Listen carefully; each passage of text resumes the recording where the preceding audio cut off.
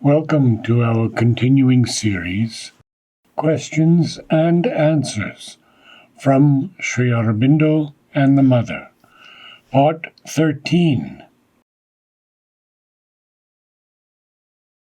Sin. Number 66 of Sri Aurobindo's Thoughts and Aphorisms. Sin is that which was once in its place. Persisting now, it is out of place. There is no other sinfulness. Question to the Mother. Has cruelty, for example, ever been in its place? Mother answered this orally. This very question of yours came to my vision, since I receive in my consciousness all the questions people ask. To kill out of cruelty, to make others suffer out of cruelty, and yet it is an expression of the divine. We always come back to the same thing, but an expression which is distorted in its appearance. Can you tell me what lies behind it? Cruelty was one of the things that was most repugnant to Sri Aurobindo. But he always said that it was the distortion of an intensity. One could almost say the distortion of an intensity of love, something which is not satisfied with a middle course, which wants extremes, and that is justifiable. I had always known that cruelty, like sadism, is a need for violent, extremely strong sensation, to penetrate a thick layer of tamas that feels nothing. Tamas needs something extreme in order to be able to feel. The explanation may lie in this direction.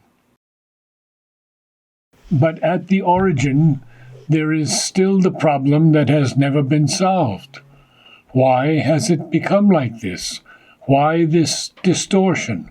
Why has it all been perverted? Behind, there are beautiful things, very intense, infinitely more powerful than what we can even bear. Wonderful things. But why has all that become so frightful here? This is what came to me immediately when I read this aphorism. The concept of sin is something that I do not understand and have never understood. Original sin seems to me one of the most monstrous ideas that man could ever have. Sin and I don't go together. So naturally, I fully agree with Sri Aurobindo that there is no sin. This is understood, but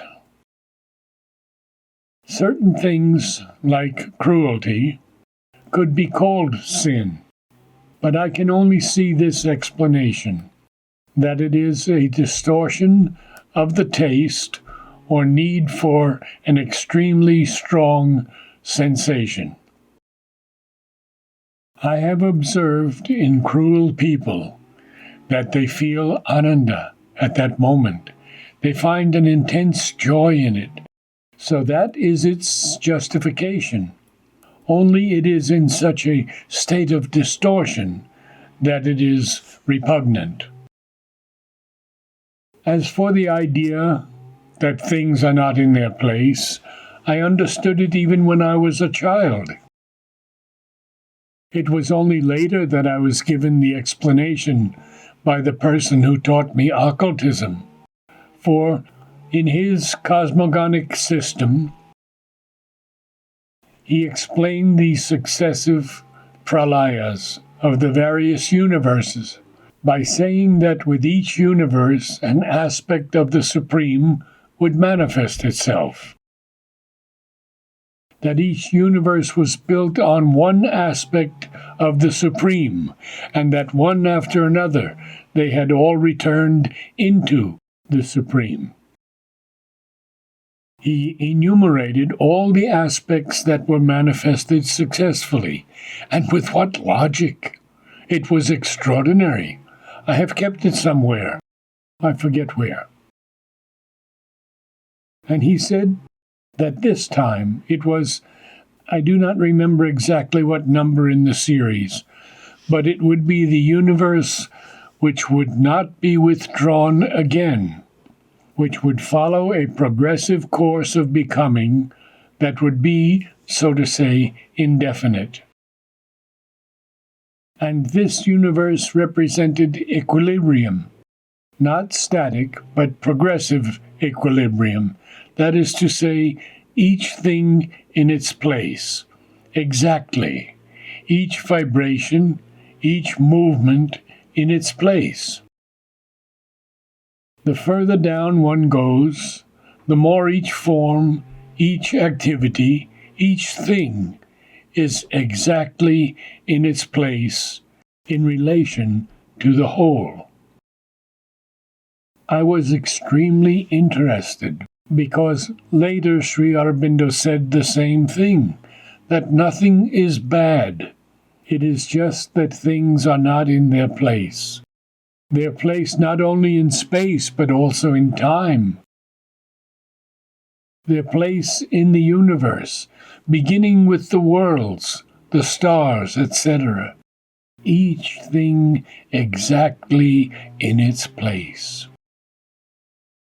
And so, when each thing is exactly in its place, from the most stupendous to the most microscopic, the whole will express the Supreme progressively, without any need of being withdrawn, to be emanated again.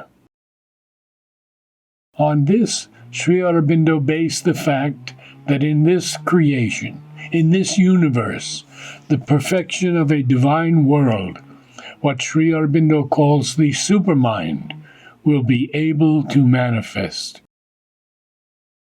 Equilibrium is the essential law of this creation, and this is why perfection can be realized in the manifestation.